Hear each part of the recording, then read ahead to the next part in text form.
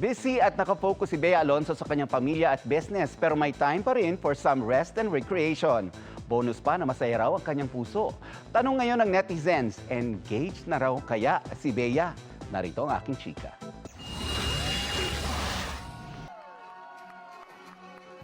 Wala mo ng taping para kay Bea Alonso these days dahil ang focus niya ang pagiging businesswoman muna.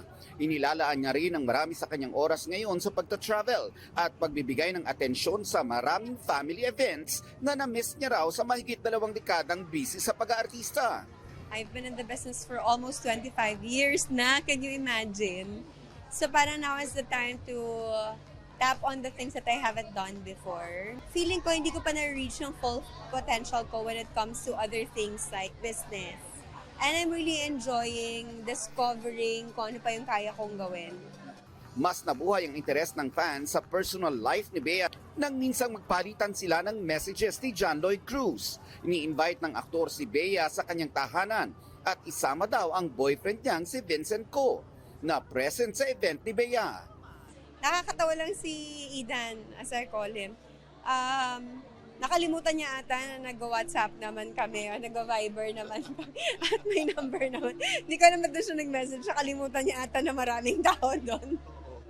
Matapos kumpirmahin ni Bea ang relasyon nila ni Vincent sa kanyang interviews sa GMA Integrated News noong GMA Gala, marami ang naghintay ng grand boyfriend reveal.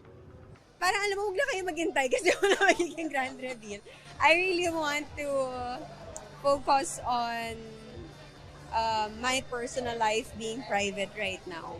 Parang feeling ko ang dami kong natutunan sa lahat ng pinagdaanan ko sa buhay that I really want to keep things and to keep my personal stuff really private this time. Pero totoo kaya ang naglalabasan online na engaged na sila?